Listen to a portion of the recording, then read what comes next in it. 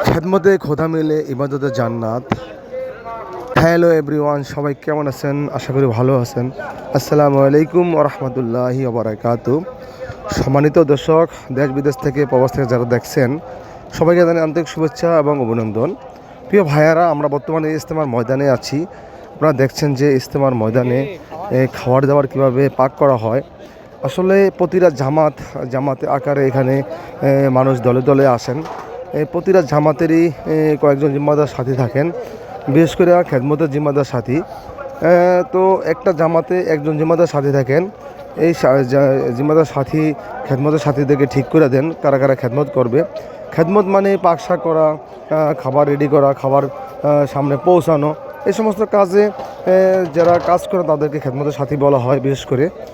তো আমি দেখাচ্ছি আপনাদেরকে ওনারা কীভাবে খেদমত করেন এবং কি পাকশাক করেন, কীভাবে পাকশাকগুলো হচ্ছে, এই বিস্তারিত আলোচনা আমরা নিয়ে আজকে ভিডিওটা। সবাই ভালো থাকবেন এবং সবাই যারা দেখছেন অবশ্যই লাইক কমেন্ট শেয়ারের মাধ্যমে আপনাকে দেখার সুযোগ করে দিবেন। প্রিয় দর্শক, খেদমতের সাথী যারা, তারা সর্বোচ্চ চেষ্টা করেন ভালো খাবারটা পরিবেশন করার জন্য, ভালো খাবারটা তৈরি করার জন্য। আলহামদুলিল্লাহ, ওনাদের পাকশাকটা অনেক ভালো হয়। আমিও খেয়েছি কয়েকবার, আলহামদুলিল্লাহ। পাকশাক মানে খুবই চমৎকার পাকশাক হয়। কি বলবো, আপনারা যদি না খান তাহলে অবশ্যই বুঝবেন না। যদি খেয়ে থাকেন অবশ্যই তাহলে আপনারা বুঝবেন। এজন্য আপনারা চলে আসতে পারেন ইফতারের ময়দানে এবং এই সমস্ত জামাতগুলার সাথে আপনারাও শরীক হতে পারেন। এবং সব ব্যাপারে আসলে মূলত দিনই কাজের জন্য ওনারা এসেছেন এখানে, আল্লাহ রাজি খুশির জন্য এখানে এসেছেন ওনারা। তো প্রিয় ভাইয়েরা, যারা দেখছেন এবং যারা দেখবেন এই ভিডিওটা লাইক কমেন্ট শেয়ারের মাধ্যমে আমার ভাইকে দেখার সুযোগ করে দিবেন। আর কি বলবো আপনাদেরকে, আসলে ইজতেমা সফলতা কামিয়াবির জন্য দোয়া করবেন। আল্লাহ তাআলা যাতে সবাইকে, সকল মুমিন মুসলমান ভাইদেরকে দিনের পথে কবুল করেন এবং আল্লাহ তাআলা রাস্তা যাতে বাহির হওয়া সহজ করে দেন। সবাই ভালো থাকবেন।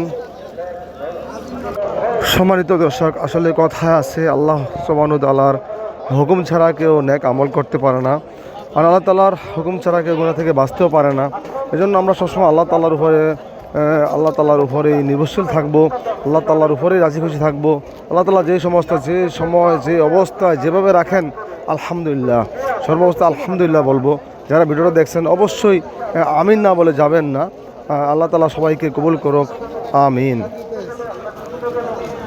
সম্মানিত দর্শক ভাইয়েরা, আসলে কি বলবো, বর্তমান ইজতেমার ময়দানে বেশিরভাগ মুসল্লি ভাইয়েরাই গ্যাস সিলিন্ডার নিয়ে এসেছেন এবং গ্যাসের মাধ্যমে এই পাকশাকগুলো হচ্ছে। কিন্তু আমি দেখলাম যে একটা জামাতের ভিতরে ওনারা লাকড়ি চুলা দিয়ে পাকশাক করছেন।